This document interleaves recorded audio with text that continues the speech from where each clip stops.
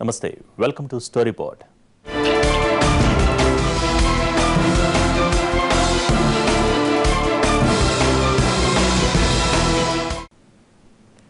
పతనం అలాంటి పతనం కాదు. ఒక్క రోజులో ఏకంగా 7 లక్షల కోట్ల రూపాయల మదుపర్ల సంపద ఆవిరైపోయింది. అవును, అక్షరాల 7 లక్షల కోట్ల రూపాయల సంపద కొన్ని గంటల వ్యవధిలో మాయమైపోయింది. ఏదో పేకమేడలు కూలిపోయినట్టు, హోరు వానకి చివురుటాకులు వణికిపోయినట్టు ఇండియన్ స్టాక్ మార్కెట్లో షేర్లు వణికిపోయాయి. ఏం జరుగుతోందో తెలుసుకుని తేరుకునేలోగానే జరగాల్సిన నష్టం జరిగిపోయింది. మాటలకందని నష్టం, విశ్లేషణలకు కూడా అందని నష్టం, అసలు మన ఊహకే అందని నష్టం. ఇంకా చెప్పాలంటే 2 రోజుల గ్యాప్ తర్వాత ఉదయం ట్రేడింగ్ మొదలవగానే ఊచకోత కూడా మొదలైపోయింది. ఎవరో పదునైన కత్తితో నరికేస్తున్నట్లు షేర్లన్నీ చకచకా పతనమైపోతూ వచ్చాయి. కొన్ని షేర్లు ఆ కత్తి పదును దొరకకుండా తప్పించుకున్నా ఓవరాల్ గా మార్కెట్లు మాత్రం దారుణాతి దారుణంగా పతనమైపోయాయి.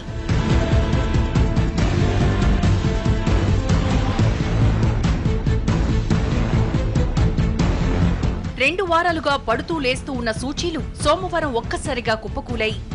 అంతర్జాతీయ మార్కెట్ల ప్రభావంతో భారతీయ మార్కెట్లు రక్తమూడాయి.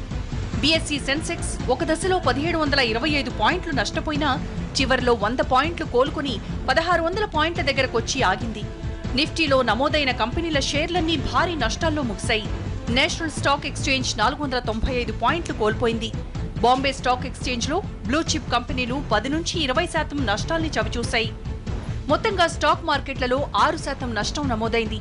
భారత స్టాక్ మార్కెట్ల చరిత్రలోనే ఇది 3వ అతిపెద్ద పతనం కాగా ఇంట్రాడేలో 7 ఏళ్లలో అతిపెద్ద పతనంగా చెప్పుకుంటున్నారు. 8 ఏళ్లలో ఎన్నడూ లేని విధంగా దేశంలో స్టాక్ మార్కెట్ భారీగా పతనమైంది. దీంతో మదుపరులు సుమారు 3 లక్షల కోట్ల సంపదను కోల్పోయి ఉంటారని అంచనా వేస్తున్నారు. బీఎస్ఈ సెన్సెక్స్, ఎన్ఎస్ఈ రెండూ కూడా ఒకేసారి పడిపోయాయి. దాదాపు 1600 పాయింట్ల మేర నష్టం వాటిల్లింది. ఒక్కసారిగా జరిగిన ఈ అనూహ్య పరిణామానికి మార్కెట్ కుదేలైపోయింది. ఎక్కడా నిలుపుదల చేద్దామన్నా కుదిరే పరిస్థితి లేదు. కనీసం షేర్లు అమ్మేయాలన్న నిర్ణయాలు తీసుకునేలోగానే వాటి వాల్యూ అమాంతం పడిపోతూ వచ్చింది. కొద్ది రోజులుగా మార్కెట్ పడిపోవడానికి కారణాలు ఏంటంటే మామూలుగా కనపడుతున్నాయి. చైనా మార్కెట్లో ఏర్పడినటువంటి సంక్షోభం, అలాగే గ్రీస్లో ఇంకా సందిగ్ధంగా ఉన్నటువంటి పరిస్థితి. ఈ రెండింటి కారణంగా ప్రధానంగా చైనా వల్ల చైనా యువాన్ కరెన్సీ విలువను తగ్గించడం ఆగస్టు 1న ఆ రోజు నుంచి మార్కెట్లు బట్ట మొదలైందనేది కనపడుతున్నటువంటి పరిస్థితి. అయితే ఏంటంటే దీనికి నేను చెప్పేది ఒకటే స్పష్టంగా, ఈ వారం రోజులుగా మార్కెట్లు పడుతున్న విషయం ఇక్కడ ప్రధానమైంది. అయినా దానికంటే ప్రధానమైంది ఏంటంటే ఈ మొత్తం షేర్ మార్కెట్ల పతనానికి, సంక్షోభానికి కారణం ఏంటంటే ప్రధానంగా 2008లో అంతర్జాతీయ ఆర్థిక సంక్షోభం మొదలైనటువంటి కాలమే దీనికి కారణం. 2008లో ఏ సంక్షోభం అయితే మొదలైందో, ఫైనాన్స్ సంక్షోభం, అది ఈ రోజుకి కొనసాగుతుంది. అది మరింత లోతుగా పెరుగుతుంది. మన స్టాక్ మార్కెట్లో ఇంతలా షాక్ మార్కెట్లుగా మారిపోవడంతో మదుపర్లు చేసేది లేక దీన్ని మరో బ్లాక్ మండేగా చెప్పుకుంటున్నారు. 2008 జనవరి 22 మంగళవారం కూడా ఇలాగే ట్రేడింగ్ మొదలుపెట్టిన stock market America layman brothers దెబ్బకు ఒక్కసారిగా కుప్పకూలింది. అప్పటి అమెరికా ఆర్థిక సంక్షోభ భారాన్ని ప్రపంచమంతా మోసింది. కాకపోతే భారత్ మరికాస్త ఎక్కువగా మోసింది. ఆ రోజు సెన్సెక్స్ ఏకంగా 2272 పాయింట్లు నష్టపోయింది.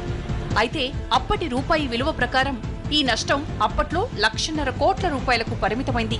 కానీ ఇప్పుడు అంతకన్నా తక్కువ పాయింట్లే పతనమైన నష్టం మాత్రం రెట్టింపు స్థాయిలో ఉంది. ప్రధానంగా పట్టడానికి చైనీస్ ఎకానమీ స్లోడౌన్ అవడమే కాకుండా గ్లోబల్గా గ్రోత్ స్లోడౌన్ అవుతుంది అనే వ్యూతో ముందు యూరోప్ వల్ల లేకపోతే ఇతర దేశాల వల్ల స్లోడౌన్ అవుతుంది, ప్రపంచవ్యాప్త ఆర్థిక ప్రగతి అనుకుంది. ఇప్పుడు దానికి తోడు చైనాలో కూడా గత కొన్ని నెలలుగా ఉన్న స్లోడౌన్ ఇంకా పెద్దది అవటం వల్ల ప్రపంచవ్యాప్తంగా అది 2వ అతిపెద్ద ఆర్థిక వ్యవస్థ కాబట్టి, సో చైనా స్లోడౌన్ యొక్క ఎఫెక్ట్ అన్ని మార్కెట్ల మీద, అన్ని ఎకానమీల మీద ఉంటుంది. తద్వారా అన్ని మార్కెట్లు కూడా మనం కరెక్షన్ ఆర్ సెల్లింగ్ ప్రెజర్ చూస్తూ ఉన్నాము. ఆనాటి భారీ పతనం తర్వాత స్టాక్ మార్కెట్లు ఇంతగా పడటం ఇదే తొలిసారంటున్నారు. ఈ దెబ్బకు రూపాయి విలువ కూడా 2 ఏళ్ల కనిష్టానికి పడిపోయింది.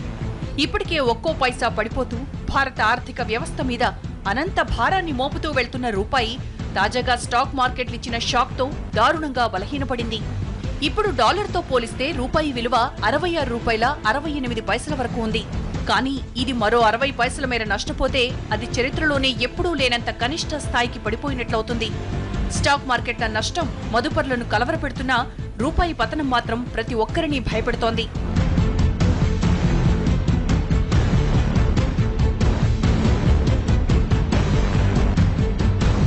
చరిత్రలో మరోసారి అతి భారీ నష్టాలను మూటకట్టుకోవడంతో ఇన్వెస్టర్ల మీద విపరీతమైన ఒత్తిళ్లు పెరిగాయి. ఎంత అప్రమత్తంగా వ్యవహరించినా భారీ నష్టాల్ని మాత్రం తప్పించుకోలేకపోయారు. ఈ దెబ్బకు దేశీయంగా బంగారం ధరకు మరింత రెక్కలు రాగా రూపాయి కూడా అత్యంత పతనానికి పరుగులు తీస్తోంది.